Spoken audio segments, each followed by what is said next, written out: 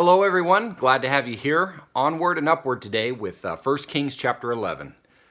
Now King Solomon loved many foreign women along with the daughter of Pharaoh. Alright, I'm going to pause.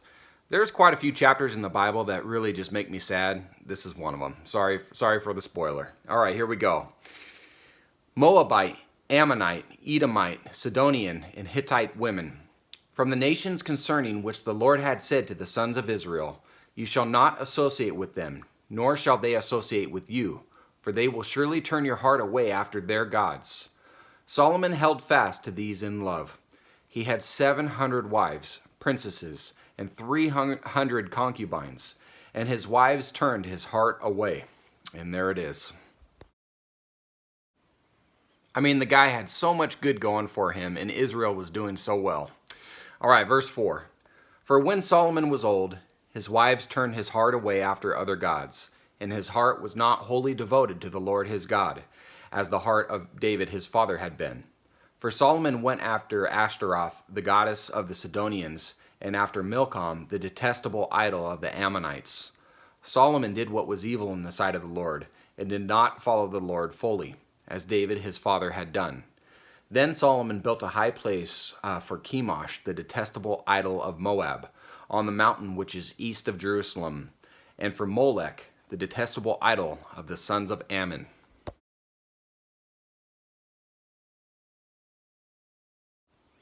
Thus also he did for all his foreign wives, who burned incense and sacrificed to their gods. Now the Lord was angry with Solomon, because his heart was turned away from the Lord, the God of Israel, who had appeared to him twice, and had commanded him concerning this thing, that he should not go after other gods. But he did not observe what the Lord had commanded. So the Lord said to Solomon, because you have done this, and you have not kept my covenant and my statutes, which I have commanded you, I will surely tear the kingdom from you, and will give it to your servant. Nevertheless, I will not do it in your days for the sake of your father David, but I will tear it out of the hand of your son. However, I will not tear away all the kingdom, but I will give one tribe to your son for the sake of my servant David, and for the sake of Jerusalem, which I have chosen. Then the Lord raised up an adversary to Solomon, Hadad the Edomite. He was of the royal line in Edom. For it came about, when David was in Edom, and Joab the commander of the army had gone up to bury the slain, and had struck down every male in Edom, for Joab and all Israel stayed there 6 months, until he had cut off every male in Edom, that Hadad fled to Egypt, he and certain Edomites of his father's servants with him, while Hadad was a young boy.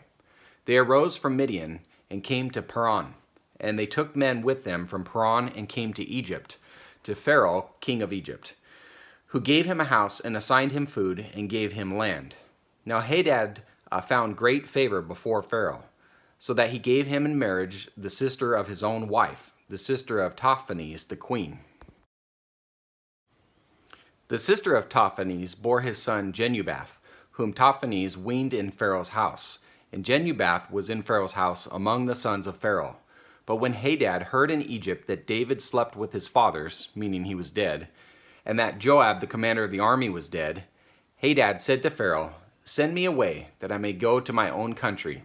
Then Pharaoh said to him, but what have you lacked with me, that behold, you are seeking to go to your own country?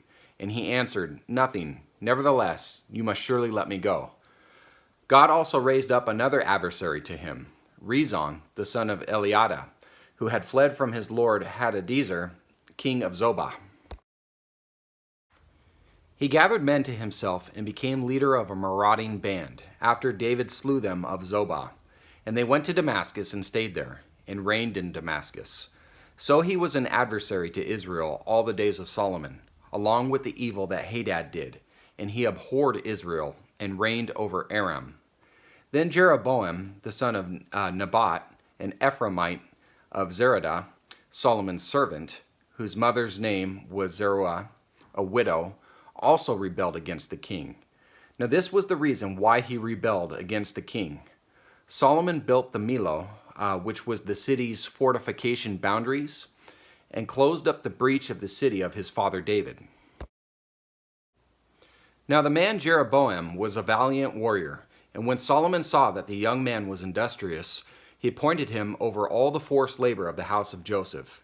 It came about at that time, when Jeroboam went out of Jerusalem, that the prophet Ahijah the Shilonite found him on the road. Now Ahijah had clothed himself with a new cloak, and both of them were alone in the field. Then Ahijah took hold of the new cloak which was on him, and tore it into 12 pieces.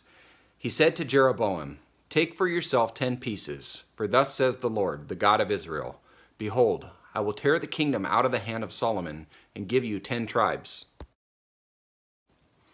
But he will have 1 tribe, for the sake of my servant David, and for the sake of Jerusalem, the city which I have chosen from all the tribes of Israel, because they have forsaken me, and have worshipped Ashtaroth, the goddess of the Sidonians, Chemosh, the god of Moab, and Milcom, the god of the sons of Ammon. And they have not walked in my ways, doing what is right in my sight, and observing my statutes and my ordinances, as his father David did. Nevertheless, I will not take the whole kingdom out of his hand, but I will make him ruler all the days of his life, for the sake of my servant David, whom I chose, who observed my commandments and my statutes. But I will take the kingdom from his son's hand and give it to you, even 10 tribes. And a quick reminder that he's talking to Jeroboam, who was the son of a guy named Nebat, who was a servant of Solomon. Okay, verse 36. But to his son I will give 1 tribe, that my servant David may have a lamp always before me in Jerusalem, the city where I have chosen for myself to put my name. I will take you, and you shall reign over whatever you desire, and you shall be king over Israel. Then it will be that if you listen to all that I command you, and walk in my ways, and do what is right in my sight by observing my statutes and my commandments, as my servant David did, then I will be with you and build you an enduring house as I built for David, and I will give Israel to you. Thus I will afflict the descendants of David for this, but not always. Solomon sought therefore to put Jeroboam to death, but Jeroboam arose and fled to Egypt to Shishak, king of Egypt, and he was in Egypt until the death of Solomon. Now the rest of the acts of Solomon and whatever he did, and his wisdom, are they not written in the book of the acts of Solomon? Thus the time that Solomon reigned in Jerusalem over all Israel was 40 years. And Solomon slept with his fathers and was buried in the city of his father David, and his son Rehoboam reigned in his place. And what I take away from this chapter is that even if somebody appears to have it all together, either spiritually or physically, whatever, everyone on this planet is susceptible to the temptations of evil. And is again why we need to continue the pattern of praying for our president, our pastors, and those in charge of our kids. Anybody at any time can succumb to the temptations of the devil. So let's keep praying. Very important. And thank you guys for being here. Hope to see you soon. God bless you.